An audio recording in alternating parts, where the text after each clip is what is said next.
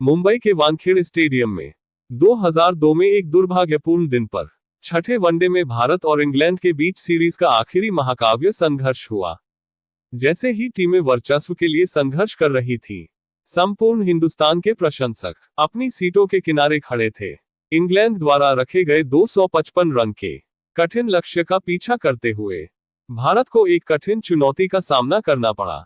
माहौल जोशपूर्ण था, हर लम्हे को जीत की तरह मनाया जा रहा था।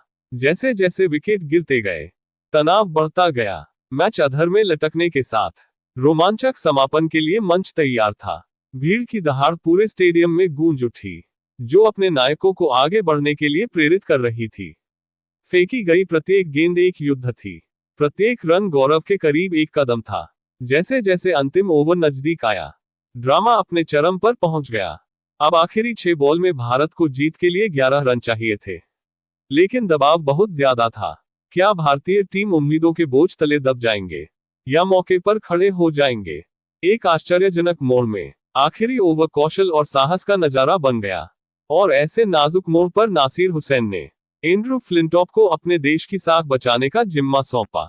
वही संपूर्ण हिंदुस्तान को पूरा भरोसा था कि हेमंत बदानी और अनिल कुंबले की जोड़ी इंडिया को जीत की दहलीज पार करवा देगी।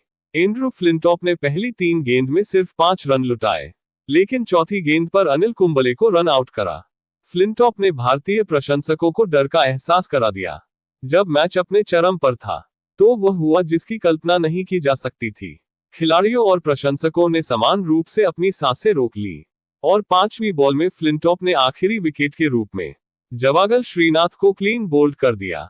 इंडिया ये मुकाबला 5 रन से हार जाती है, जिसके परिणाम स्वरूप एंड्रू फ्लिंटॉप अपना टी-शर्ट उतारकर भारतीय क्रिकेट टीम के मंदिर कहे जाने वाले वानखेड़े स्टेडियम में एक वाहियात, बेहूदगी भरा और अभद्र तरीके से जीत का जश्न मना रहा था, जिसे देखकर संपूर्ण हिंदुस्तान के करोड़ों जनता हैरान हो गई। क्रिकेट इतिहास में ऐसा पहली बार देखा गया था कि जब किसी टीम ने दूसरी टीम को इस तरह से आपत्तिजनक और बेहूदगी भरा जश्न मनाते हुए उस टीम का अपमान किया गया हो। अपनी धरती पर और अपने ही क्रिकेट के मंदिर में इस प्रकार का अभद्र और अपमानजनक जश्न देखकर संपूर्ण हिंदुस्तान के क्रिकेट प्रेमियों के आंखों से आंसुओं का सैलाब निकल पड़ा, और उनके सर शर्म से झुक गया। भारतीय खिलाड़ी और संपूर्ण हिंदुस्तान अपनी आबरू को क्रिकेट के इतिहास में दर्ज होने से नहीं रोक पाए। आखिरकार ये सीरीज 3-3 की बराबरी के साथ ड्रॉ पर छूट जाती है, और सौरव गांगुली के दिल में छोड़ जाती है एक जख्म, जो बदलते वक्त के साथ अब बड़ा आकार ले चुका था। एंड्रू फ्लिंटॉप के द्वारा दिया हुआ वो घाव दादा को हर वक्त बेचैन कर रहा था। सौरव गांगुली अब अपना स्वाभिमान और वर्चस्व खो चुका था। एंड्रू फ्लिंटॉप के नंगे अहंकार को जलाकर राख करने के लिए वो आक्रामक, वो जिद्दी, वो निडर कप्तान सौरव गांगुली दिल में जलते हुए ज्वालामुखी के साथ तकरीबन 7 महीने बाद नेटवेस्ट सीरीज खेलने के लिए इंग्लैंड की धरती पर अपना कदम रख चुका था। इस सीरीज में अपने देश का परचम लहराने का इरादे के साथ इंग्लैंड, श्रीलंका और भारत 3 देश सीरीज में शिरकत करते हैं। ये सीरीज अब मंजिल के आखिरी पड़ाव तक पहुंच चुकी थी, और सीरीज का फाइनल मुकाबला इंग्लैंड और भारत के बीच 13 जुलाई 2002 को लॉर्ड्स के मैदान में खेला जाता है। क्रिकेट को धर्म मानने वाला भारत देश के लिए अगर वानखेड़े स्टेडियम क्रिकेट का मंदिर कहा जाता है, तो वही क्रिकेट के जन्म जाता इंग्लैंड क्रिकेट टीम के लिए लॉर्ड्स का मैदान क्रिकेट का मक्का कहा जाता है। दिल में धधकती प्रतिशोध की आग को ठंडा करने के लिए सौरव गांगुली के लिए लॉर्ड्स का ये मैदान बिल्कुल जायज जगह थी। संपूर्ण हिंदुस्तान के फैंस को पिछले 7 महीने से इसी दिन का इंतजार था। संपूर्ण हिंदुस्तान के करोड़ों जनता इस उम्मीद में टीवी सेट के सामने नजरें जमाए बैठा था कि आज उनका अधूरा ख्वाब जरूर साकार होगा। जी हां दोस्तों, सपना वही जो एंड्रू फ्लिंटॉप के उस वाहियात और बेहूदगी भरा अपमान का इंतकाम इंडिया कैसे लेगा, ले भी पाएगा। जब सिक्का उछला गया तो नासिर हुसैन ने टॉस जीतकर पहले बल्लेबाजी करने का निर्णय लिया, लेकिन जहीर खान ने सफलता मिलने के बाद विकेटों ने मानो इंडिया टीम से किनारा ही कर लिया हो, क्योंकि दूसरे ओपनर ट्रेस्कोथिक शानदार टच में नजर आ रहे थे। उन्होंने दूसरे विकेट के लिए नासिर हुसैन के साथ मिलकर 185 रन जोड़कर इंग्लैंड टीम को एक बड़े स्कोर की तरफ ले गए। मार्कस ट्रेस्कोथिक ने 109 और नासिर हुसैन ने 115 रन की बेहतरीन पारी खेली। और आखिरी के ओवर में ऑलराउंडर एंड्रू फ्लिंटॉप ने ताबड़तोड़ 40 रन ठोकते हुए इंग्लैंड टीम को 5 विकेट के नुकसान पर 325 रनों तक पहुंचा दिया।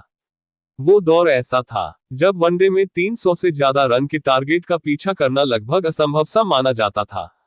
एंड्रू फ्लिंटॉप, एलेक्स ट्यूडर और डैरेन गफ जैसे तेज गेंदबाज के सामने तो ये और भी कठिन काम था। लेकिन भारतीय कप्तान सौरव गांगुली और आतिशी बल्लेबाज वीरेंद्र सहवाग ने तबादतोड़ अंदाज में बैटिंग करते हुए रन लूट लिए थे। भारतीय टीम को एक ठोस शुरुआत मिल चुकी थी, लेकिन 15वें ओवर में एलेक्स ट्यूडर दादा ने 60 रन की कप्तानी पारी खेली। सौरव गांगुली और सहवाग के बीच पहले विकेट के लिए 106 रन की अटूट साझेदारी हुई। गांगुली का विकेट गिरने के बाद मैच में नाटकीय मोड़ आ गया और फिर शुरू हुआ भारतीय टीम का विकेटों के पतन का सिलसिला। इसके बाद इंग्लैंड टीम के गेंदबाजों ने सहवाग को 45 run, Dinesh Mongia 9 run, Rahul Dravid 5 run और सचिन तेंदुलकर 14 रन बनाकर पवेलियन लौट गए थे। 24 ओवर का खेल खत्म हो चुका था। 146 रन पे इंडिया के टॉप 5 बड़े बल्लेबाज लॉर्ड्स के बालकनी से दर्शक बनकर मैच देख रहे थे। भारतीय टीम अब हार के दहलीज पर खड़ा था।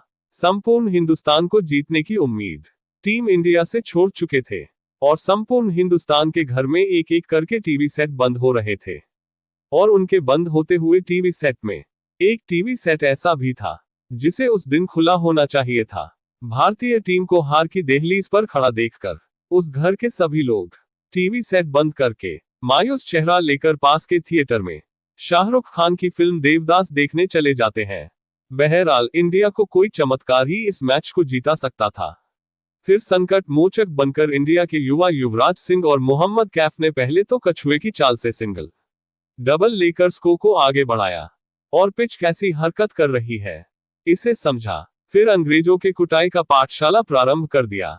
युवराज और कैफ ने नाउम्मीद हो चुकी अंग्रेजों के जीतने के अरमानों पर पानी फेरते हुए संपूर्ण हिंदुस्तानी फैंस के उम्मीदों को जगाए रखा।